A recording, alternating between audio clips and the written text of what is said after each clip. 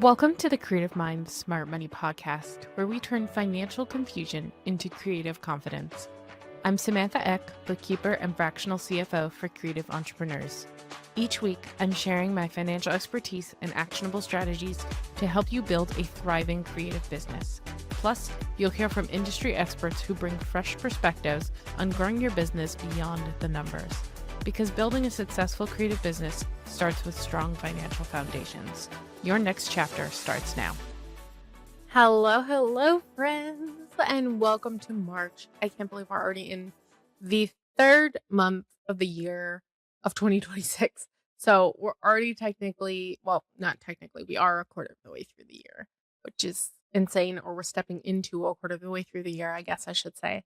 So I mentioned this in the last episode, at the end of the last episode, but today I really want to take the chance to kind of sit back and relax and get a little bit personal, step away from all of the business stuff, and really talk about who I am and why you should trust me in the first place. You've been listening to this podcast for over 80 episodes, if you have been here. And I've never really had an episode where I've talked about and said, hey guys, this is me. Like, I'm Samantha. Nice to meet you. This is who I am. Like, this is what's been going on in my life. And I feel like that's such a shame because you guys don't really know me. You've been listening to my voice for 80 episodes, but you're not like, oh my gosh, like, I know Samantha. Like, if you did want to work with me, you're not like, I do want to work with her. You're like, who's this chick that's talking to me every week? So, you know. So today we're going to get a little bit personal. We're going to let loose. We're going to let our hair down, and we're going to really talk about who I am. And this is going to happen all month long. We're not just going to talk about who I am. We're going to talk about my background. We're going to talk about why I chose creative. So we're going to talk about all that stuff. And we're just going to really dive deep into these topics. So the first thing I want to talk about is my background and where I grew up and things like that. So I am originally from Canada. So if you didn't know that, hi. Um, I probably don't sound like it. Maybe I do. A lot of people tell me I have a slight Canadian accent because I grew up in Canada until 2020 when me and my husband moved here from Alberta to Texas, where I am now. If you didn't know that, well then hello, I'm in Texas. So I did grow up in Canada and Alberta most of my life. I was born in British Columbia, which is the province that's right next to Alberta. And then me and my family moved to Calgary, and I lived most of my life in Calgary. We did move around a little bit. Early on in elementary school, we moved to Denver, and I lived in Denver, Colorado for a few years before we came back to Calgary. And then after we came back to Calgary, I think at about sixth grade, it was about sixth grade, we moved to the Philippines, which is my mom is Filipino. So we moved to the Philippines, and we went to the Philippines and spent some time in the Philippines for about 6 months before my grandmother had some health issues, and we came back to kind of spend some time with her, but also just be here again. That was the weirdest transition period probably of my life. So going from Colorado to Calgary really wasn't that bad. But coming back from the Philippines, I think we were midway through. I'm trying to remember. I'm pretty sure it was November that we came back from the Philippines. I'm not wrong. It was either October, November. So the school year had already been well underway. So when we came back, it was one of those really weird like experiences from like movies and TV shows where we kind of came into this like mid-year point and everybody was like, who's this new girl? So it was really strange. And I felt really off because there was a lot of people that were surrounding me that were new. I think that was one of the most formative times in my life for sure, was because there was just a lot of moving around that happened. From that point on, we did stay in Calgary. We didn't move anywhere else. We stayed in Calgary. That's where we lived until I met my husband back when I was 18. And we started dating. I met my husband on eHarmony. There's a little bit more of a tidbit for a background for you. I had a lot of really terrible relationships in the past, and I just decided, okay, you know what? I want to get married. I don't want to deal with boys anymore. I'm not, so my husband's 6 years older than me. We met on eHarmony. He was from Edmonton. I was from Calgary, which is a 3-hour road trip. We didn't see each other all that often. We got to see each other every 2 weeks. Our relationship started off being very long distance, and it made us really, I guess, fall in love a little bit more. And I know I'm getting super personal here, but I really want you guys to really like get to know me and understand who I am. After we got married, my parents decided to move to Maryland, in the US. And if you don't, I guess I didn't really explain that, but my dad's been American since birth. So when me and my brother were born, he actually made us dual citizens. So we have the option and the availability to either live in the US or Canada. But when we moved to Texas, it's just been home. So there just isn't anywhere in the world I'd really rather live.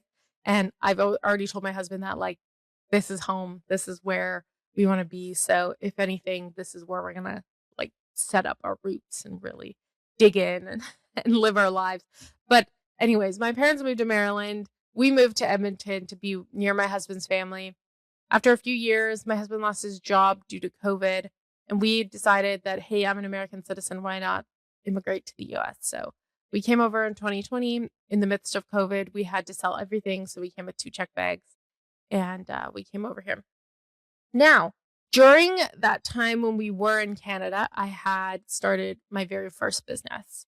And I'll go deeper into this a little bit later, but it was where I was designing, not really designing, but I was sewing clothing. So I sewed kids' clothing. I had a serger and stuff like that. And I started a business where I sewed kids' clothing. And one of the things that I will say is this is where the start of my, I think, not really obsession with numbers, but where my relationship with numbers and things like that kind of started. Because realistically, I was looking at my business and saying, okay, I have this much money. And just to give you context and like real life situation, my husband was working and I was not. So there was only one income in the house at this time. So it was definitely a little bit tighter. We could afford it because my husband was making really good money. The company that he worked for, he was doing robotic welding and like they were paying him phenomenally well. So it was fine for me to stay home, but I really wanted to try doing my own business and doing something creative because I've always been this creative person. I've always done creative things. I've always been puzzly. I've always been drawing. I've always been, making things with my hand, painting, whatever it is that I could do with my hands or whatever it is that I could create. I was doing something like that. My family had known that growing up. So starting this clothing business where I was doing these things with children's clothing. And I specifically chose children because it was very easy and very simple to sew. You could buy like a yard of fabric and make like 3 outfits out of it instead of just one. So it was nice to be able to like stretch a $30 yard of fabric across 3 different items. But that's where my relationship with money really started, was figuring out, okay, this is the amount of time I'm putting into it. This is the labor that I'm putting into it. And it wasn't just the labor, it was also figuring out the material costs. So saying, okay, a yard of $30 fabric, which is stretchy like cotton lycra fabric, which is like a very unique printed fabric, and it comes in all these really cool colors and like patterns, and you can get like Star Wars and all these things. And figuring out what the cost of that was, but then also understanding and learning and why I'm kind of like empathetic with creatives.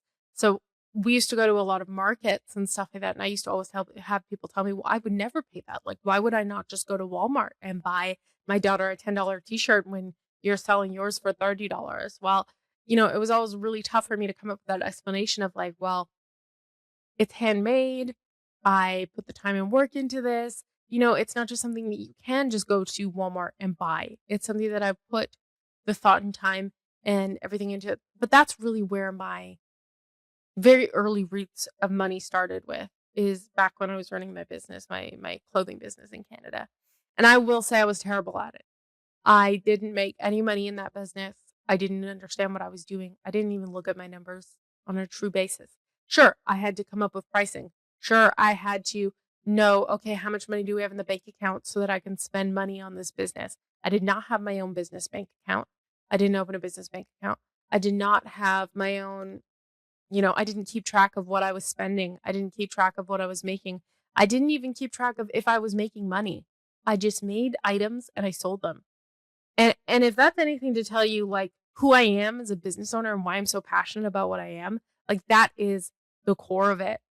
I didn't learn my lesson during my first business, and I'll tell you that right now because, of course, we're gonna get into that in the next episode where we really dive into when I learned my lesson and kind of like how I came connected to money. But I think that the thing is I've always been very organized. So there's like a very old personality test that you can take where it tells you I can't even remember what it is. There's like 4 different types of personalities, and I remember one of them is phlegmatic, and one of them is melancholy, and I think the other one is, oh my gosh, I can't even remember what it is, but that's okay. All that's important and all that we understand is that I'm someone who's very organized and someone who's, like, very understanding, but I didn't I didn't look at those numbers. So, in reality, I was digging myself a hole. After looking back at that and starting the current business that I'm in, I really I really, really thought about it on a deeper level and said, I don't ever want anybody to feel this way. And that's the thing, right? As creatives, we're so busy creating. And like that is true in my story in and of itself, is that I was so busy just creating clothing and having fun selling it and seeing children wear it. And it was such a joy and exciting. And I just loved doing what I was doing that I didn't think about the back end or the money stuff. And it's so true because, like, as a social media manager, as a web designer, as a graphic designer, you're so busy creating and creating these beautiful and like stunning pieces of work and things that are being shown that you forget. You forget about the backside. And that doesn't make you a bad person and it doesn't make you a bad business owner. It means you're passionate about what you do. And I was so passionate about what I did. And that's why I was so focused on making things that I just didn't care. And I neglected the backside. And I will say this too, I didn't even look at social media. I didn't know anything about business during my first business. I just kind of rolled into it and did stuff. Did I look up how to set up a business properly, how to do this and everything like that? Of course I did. And in Canada there has rules where you can just have a business as long as it has like a part of your name in it. I think I called myself, Eclectic Boutique, which is my last name is Eck, if you guys don't already know that, which you should. But that's kind of like where I really grew my business. So sure, I looked up the formation, I looked up sales tax, I looked up all that stuff, but I didn't really understand any of it. And I knew I wasn't making any money, but I didn't look at it. I didn't care because I was just so passionate and enjoying what I was doing.